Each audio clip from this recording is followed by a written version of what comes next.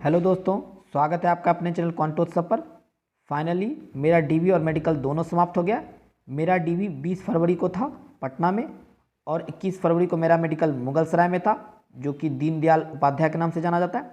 मेरे मेडिकल को कंप्लीट होने में 2 दिन लगे थे, 21 और 22। तो इसका मतलब ये नहीं कि सारे के मेडिकल में 2 दिन ही लग रहे हैं, और डीवी में कौन कौन से डॉक्यूमेंट्स लग रहे हैं, कौन से डॉक्यूमेंट्स नहीं ले जाने पे क्या प्रॉब्लम क्रिएट किया जा रहा है। तो चलिए इस वीडियो में हम लोग सारे बातों पे चर्चा करेंगे। डीवी से रिगार्डिंग एक भी डाउट आपको नहीं रहेगा, तो वीडियो को अंत तक जरूर देखिएगा। तो वन बाय वन मैं आपको सारे प्रोसेस बताऊंगा। तो दोस्तों, जैसा कि मैंने आपको पिछले वीडियो में बताया था और आप लोगों ने बहुत सारे कमेंट भी किए थे, तो ये डॉक्यूमेंट्स जो मैंने अरेंज किया था, जो मैं खुद लेके गया था, कोशिश कीजिए अगर आपके पास ये सारे डॉक्यूमेंट्स उपलब्ध हैं तो इन सारे डॉक्यूमेंट्स को आप जरूर कैरी कीजिए। डीवी के दौरान आप इन सारे डॉक्यूमेंट्स को जरूर लेके जाएं। लेकिन अगर किन्हीं भाइयों के पास ये डॉक्यूमेंट्स इनमें से कुछ नहीं है तो कोई भी घबराने की बात नहीं है। इस वीडियो में हम लोग वन बाय वन सारे डॉक्यूमेंट्स की चर्चा करेंगे। तो देखिए, वन बाय वन हम लोग देख लेते हैं। सबसे पहले मैं बात करता हूँ फर्स्ट वाले सेक्शन की, जिसमें मैंने लिखा हुआ है, देखिए, DV call letter, PT call letter, CBT call letter और एप्लीकेशन फॉर्म। तो देखिए, इस चारों में से सिर्फ और सिर्फ एक यही इंपॉर्टेंट है, डीवी का कॉल लेटर। अगर आपके पास पीटी का कॉल लेटर, सीबीटी का कॉल लेटर और एप्लीकेशन फॉर्म नहीं भी है तो कोई प्रॉब्लम नहीं, क्योंकि वहाँ इन तीनों में से आपसे कोई भी डॉक्यूमेंट्स नहीं मांगा जाएगा। 100% आपसे एक भी डॉक्यूमेंट्स नहीं मांगा जाएगा इन तीनों में से। तो ये बात आपको एकदम ध्यान में रखना है कि सिर्फ और सिर्फ डीवी का कॉल लेटर ही आपको वहाँ मांगा जाएगा। लेकिन किन्हीं के पास इन तीनों में से कोई भी डॉक्यूमेंट्स है या तीनों हैं तो आप उसे ज़रूर कैरी करें। यानी अगर आपके पास पीटी कॉल लेटर नहीं है, घबराने की कोई ज़रूरत नहीं है। सीबीटी कॉल लेटर नहीं है, घबराने की कोई ज़रूरत नहीं है, ना एप्लीकेशन फॉर्म। मेरे पास खुद एप्लीकेशन फॉर्म नहीं था। तो आई होप ये चारों का सेक्शन का डाउट आप लोगों का क्लियर हो गया होगा। आगे बढ़ते हैं दूसरे सेक्शन की तरफ।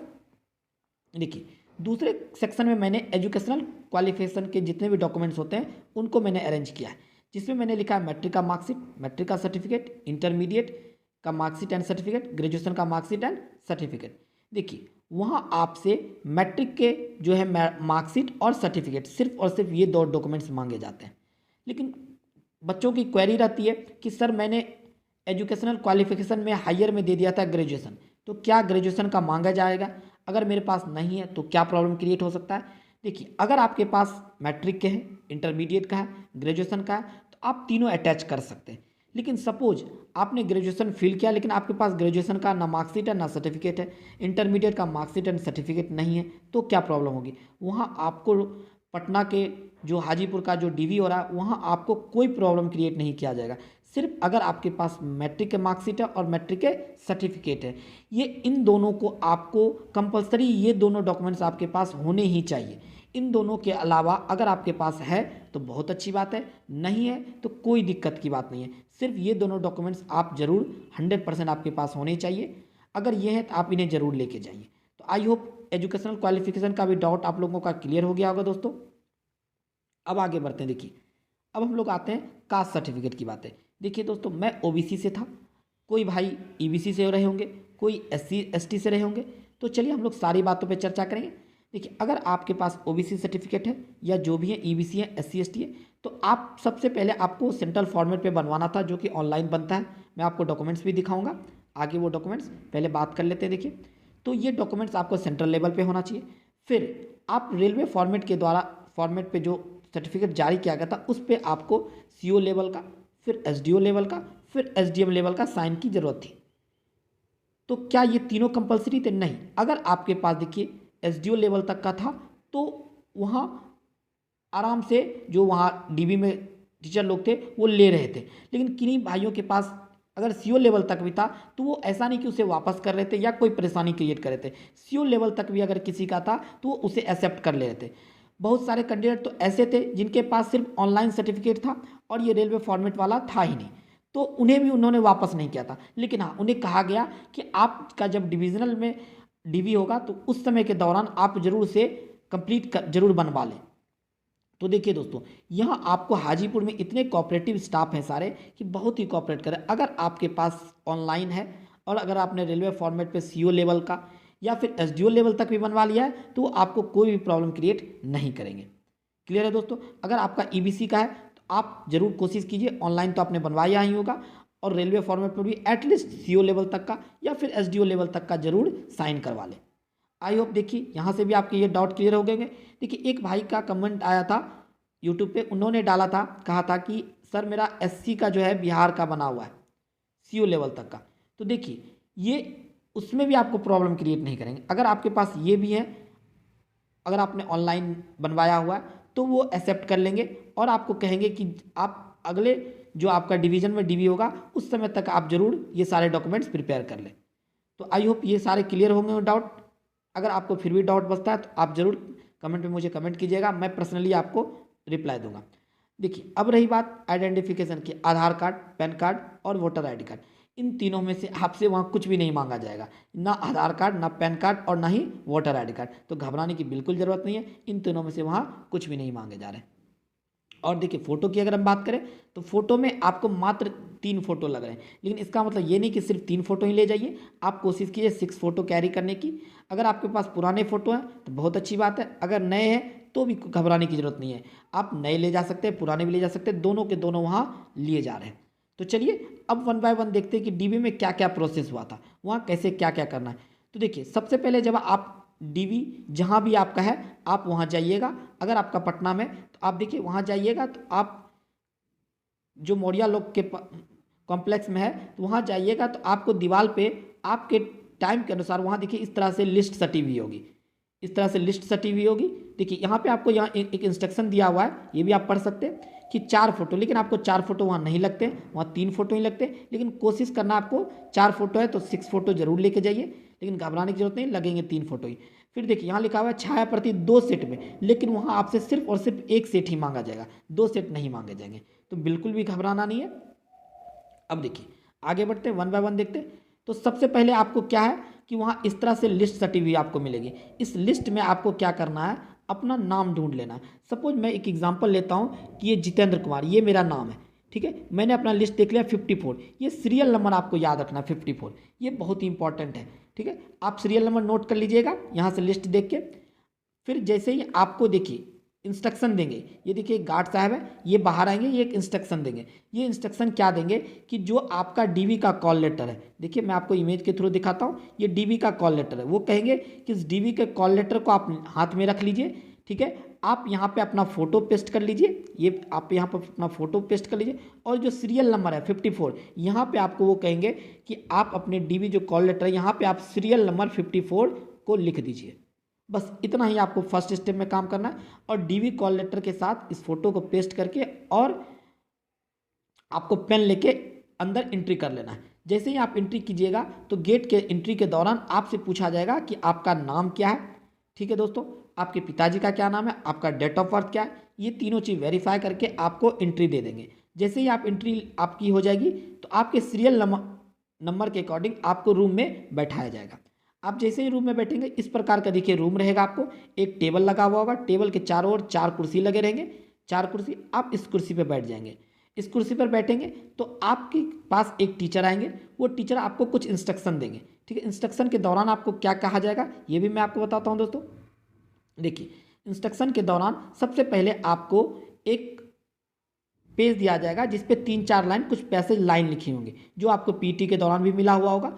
उसको आपको क्या करना है कि इस DV पे देखिए जो ब्लैंक स्पेस है यहाँ पे आपको लिखना है। वहाँ 4-5 लाइन होंगे, लेकिन कोई ज़रूरी नहीं कि सारे लाइन आना चाहिए, जितने लाइन, अगर 2 लाइन इसमें एडजस्ट हो रहा है तो आपको ये 2 लाइन अपनी हैंड राइटिंग में से यहाँ पे नोट कर देना है, ठीक है। साथ ही साथ आपको देखिए 2 पेपर और दिया जाएगा। देखिए एक पेपर आपको ये दिया जाएगा जिसमें क्या है कि आपको अपना जो डिवीज़न प्रेफरेंस आपको लिखना है। देखिए इस तरह से हाजीपुर में 5 डिवीज़न है, धनबाद, दानापुर, मुगलसराय, सोनपुर और समस्तीपुर। ये मेरा था प्रेफरेंस कि मैंने आपको सर्वप्रथम दानापुर दिया था, तो यहाँ पर 1 देना है। अगर आपका मान लीजिए सोनपुर है तो आप यहाँ पे 1 दीजिएगा, धनबाद है तो यहाँ पे 2 दे दीजिएगा, मुगलसराय तो यहाँ 3, 4, 5। अपने सुविधानुसार आप क्या करोगे कि अपना प्रेफरेंस यहाँ पे चूज़ कर लेना आपको। ये 2 हो गए आपके पास। फिर आपको एक डॉक्यूमेंट्स इस प्रकार का एक पेज दिया जाएगा। इस पेज में आपको क्या करना है कि अपना नाम लिखना है, अपने पिताजी का नाम लिखना है, आप कहाँ से बिलोंग करते हैं वो लिखना है, उसके डिस्ट्रिक्ट लिखना है, स्टेट लिखना है, और किस कास्ट से बिलोंग करते हैं ये कास्ट यहाँ लिखना है। अगर सपोज दैट कोई मान लीजिए यादव है तो वो यादव लिखेंगे, अपना कास्ट लिखेंगे। कोई अगर मान लीजिए सपोज कुछ भी है जो भी कास्ट है वो यहाँ कास्ट आपको इंडिकेट कर देना है।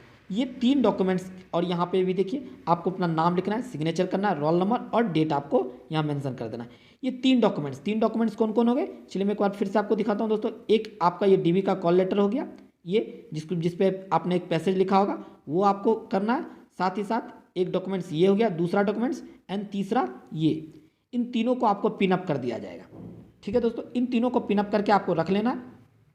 फिर आपको वही टीचर इंस्ट्रक्शन देंगे कि इसके साथ कुछ कुछ डॉक्यूमेंट्स अटैच करना है। वो डॉक्यूमेंट्स क्या क्या है, चलिए मैं आपको वो बता देता हूँ। देखिए एक सेकंड दोस्तों, देखिए 3 डॉक्यूमेंट्स तो मैंने आपको बताया कि एक डीबी का कॉल लेटर हो गया, आपको जो वो 2 एक प्रेफरेंस वाला फॉर्म देंगे जिसमें कि आपने डिवीजन प्रेफरेंस दिया था वो हो गया। तीसरा देखिए ये वाला, ये जो कास्ट वाला देगा, ये आपको तीनों को पिनअप कर देना, तीनों को पिनअप कर देना। और जो डॉक्यूमेंट्स आप लेके गए तो उनमें से क्या क्या है, देखिए सबसे पहले आपको कहेगा कि आप मैट्रिक का सर्टिफिकेट अरेंज कर दीजिए, यानी चौथे नंबर पर आपको मैट्रिक का सर्टिफिकेट लगाना। फिर मैट्रिक का मार्कशीट, मेनली वो कहेंगे सिर्फ ये 2 लगाओ, ना आपको इंटरमीडिएट का लगाना ना ग्रेजुएशन का लगाना, वो बोलेंगे नहीं। अगर आपको आपकी मर्जी है, आपका मन है, तो आप अगर आपके पास है तो आप इंटरमीडिएट का भी सर्टिफिकेट लगा दो, मार्कशीट लगा दीजिए, ग्रेजुएशन का भी लगा दीजिए। लेकिन अगर आप नहीं भी लगाइएगा कोई प्रॉब्लम नहीं होगी। अगर आपने हायर एजुकेशन ग्रेजुएशन दिया है तो भी लगाने की ज़रूरत नहीं है। मैंने खुद ग्रेजुएशन दिया था लेकिन मैंने सिर्फ मैट्रिक का लगाया था, तो आपको टेंशन लेने की ज़रूरत नहीं है। क्लियर है दोस्तों, ये डॉक्यूमेंट्स जब आप अरेंज कर लोगे और सबकी एक फ़ोटोकॉपी, एक सेट फ़ोटोकॉपी आपको बनाना है। ठीक है, थोड़ी देर के बाद फिर से ये बोल के टीचर चले जाएंगे। वो थोड़ी देर बाद आफ्टर 10 मिनट 15 मिनट वो आपके पास आएंगे, वो बोलेंगे डॉक्यूमेंट्स दिखाओ। तो आप उन्हें सारा डॉक्यूमेंट्स दिखाओगे, वो देख लेंगे कि आपने प्रॉपर्ली अरेंज किया है या नहीं। जैसे ही आपने प्रॉपर्ली अरेंज कर लेंगे फिर बोलेंगे ठीक है थोड़ी देर आप वेट करो। जैसे ही आप थोड़ी देर वेट करोगे, ठीक है, वो आपको बोलेंगे चलो, फिर आपको वो बुलाएंगे, फिर आपको थोड़ी देर के बाद लाइन लगना है। जैसे ही आप लाइन लगोगे, क्लियर है, तो आपको एक रूम में ले जाया जाएगा। वहाँ पे एक टेबल स्टाफ का यहाँ लगा हुआ होगा और एक यहाँ लगा हुआ होगा। यहाँ आपको चेयर लगे हुए होंगे, इस चेयर पे आपको बैठाया जाएगा और आपके यहाँ पे लेफ्ट हैंड का थंब इम्प्रेशन लिया जाएगा। क्लियर है दोस्तों, और आपका फोटो लिया जाएगा।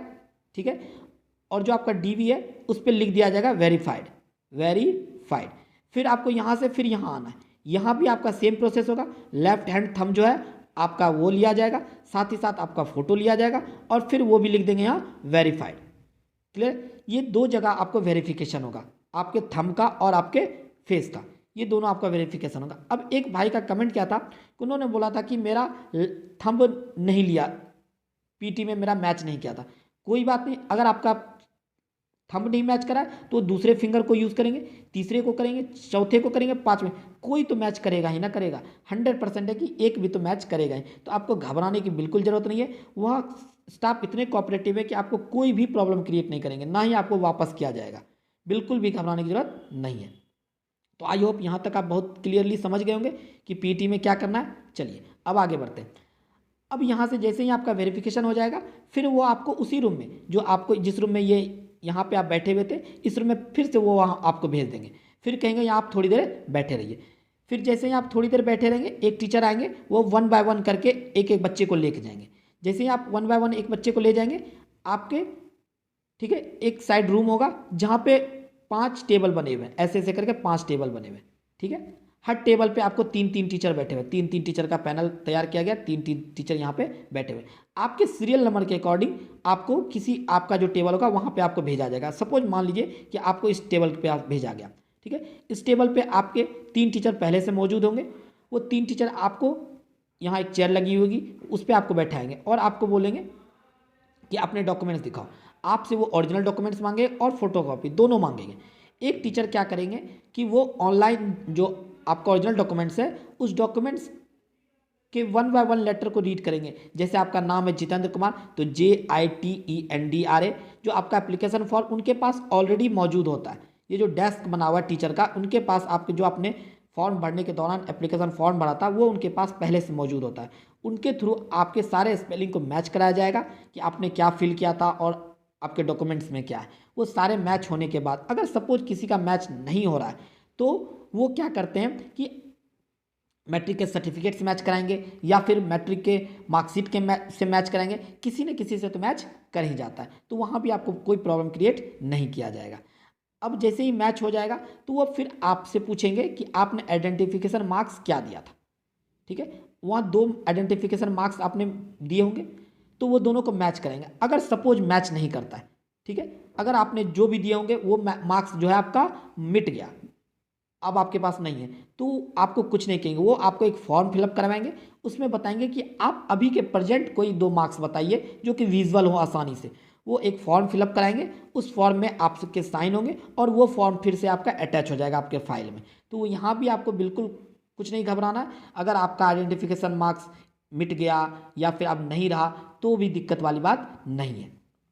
अब जैसे ही यहाँ का सारा प्रोसेस, सारा डॉक्यूमेंट्स हो जाएगा तो आपको वो 2 पेज देंगे। वो 2 पेज क्या रहेंगे, एक डीबी का जो नीचे वाला पोर्शन होता है, देखिए ये वाला पोर्शन आधा कट करके आपको दे देंगे, ये वाला पोर्शन यहाँ से फाड़ के आपको ये वाला थमा देंगे, ये दे देंगे। और साथ ही साथ देखिए एक डॉक्यूमेंट्स आपको ये देंगे। एक सेकंड दोस्तों, मैं नीचे ले जाता हूँ, देखिए ये वाला स्लिप देंगे, जिसमें क्या है कि 24 रुपये का आपका मेडिकल स्लिप रसीद आपको कटवाना है। ये रसीद, ये चीज़ आपको कैरी करना है, साथ ही साथ डीवी का लोअर पोर्शन देना है। तो जो डीवी का लोअर पोर्शन है उसका भी कोई इंपॉर्टेंस नहीं है, इंपॉर्टेंस बस इसी का है। आपको इसको फिर से अच्छे से रखना है, ठीक है। ये लेके फिर से आपको थोड़ी देर आपको उसी रूम में बैठना है, या फिर यहाँ एक लाइन लगी हुई होगी, उस लाइन में आपको लग जाना है। यहाँ फिर आपको रसीद कटाया जाएगा।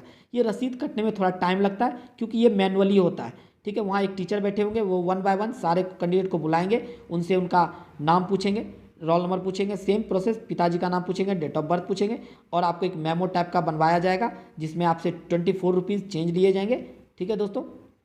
और वो चेंज लेने के बाद आपको, ठीक है, कहेंगे कि ठीक है आप कोई पेपर देंगे, उस पेपर को लेके आपको जाना है कहाँ पे, फिर जहाँ पे आपने वेरिफिकेशन किया था थंब, वहाँ पे आप जैसे ही जाओगे वहाँ फिर से आपको 4 टीचर का एक पैनल बना हुआ है।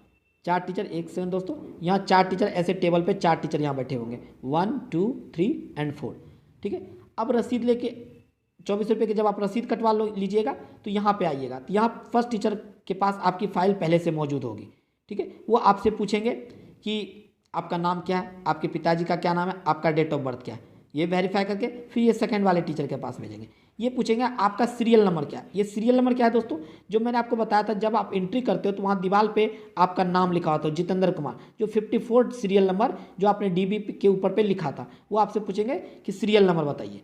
अब जैसे ही आपने उसे सीरियल नंबर बोलिएगा, ठीक है, तो वो सीरियल नंबर में आपका नाम देखेंगे और नाम के बगल में ही वो एक स्टंप मारेंगे, जिस स्टंप पे आपको लिखा हुआ रहेगा कोड DDU-SER, ठीक है। इससे क्लियर हो जाएगा कि आपका मेडिकल कहाँ दिया जा रहा है।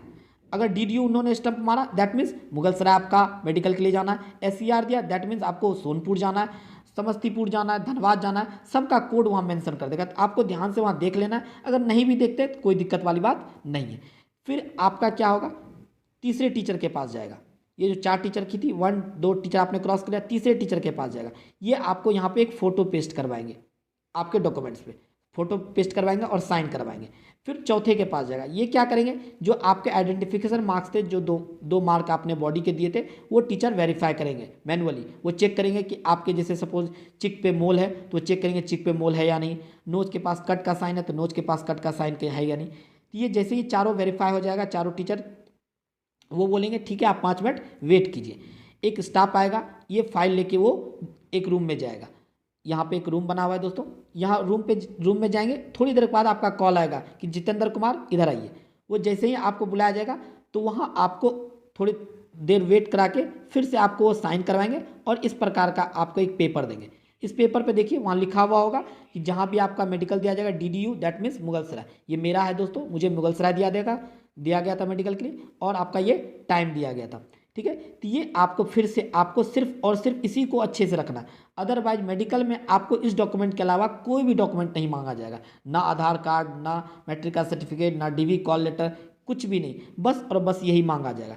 अब इसमें बच्चे डाउट में फंस जाते हैं कि ये नॉट अप्लीकेबल यहाँ क्यों लिखा हुआ है। नॉट एप्लीकेबल दोस्तों इसका मतलब ये नहीं कि आप एप्लीकेबल हैं, ये सिर्फ लिखा हुआ है कि आप जो ट्रेन ट्रेवल कीजिएगा आपको फ्री पास नहीं मिलेगा, आपको टिकट कटाना ही पड़ेगा और उसी टिकट के अनुसार आप ट्रेवल कर सकते हैं। तो दोस्तों आई होप मैंने बहुत अच्छे से कोशिश की समझाने की, आपको कोई प्रॉब्लम नहीं होगी। आप इस वीडियो को एक बार 2 बार जरूर देखिएगा, बहुत ही आपको हेल्पफुल मिलेगा। तो डीबी का प्रोसेस मैंने आपको बता दिया, मेडिकल का भी प्रोसेस बहुत जल्द मैं वीडियो आज ही अपलोड कर दूंगा दोस्तों। तो आप कमेंट करके ज़रूर बताइएगा कि वीडियो कैसा लगा। अगर वीडियो अच्छा लगा तो वीडियो को लाइक कीजिएगा और अपने दोस्तों में भी शेयर कीजिएगा और चैनल को सब्सक्राइब कर लीजिए ऐसे ही अपडेट के लिए। मेडिकल की वीडियो भी जल्द ही अपलोड होगी। तब तक के लिए जय हिंद जय भारत। और कोई क्वेरी है तो आप कमेंट करके ज़रूर पूछिए, मैं पर्सनली सबके रिप्लाई ज़रूर करूँगा दोस्तों।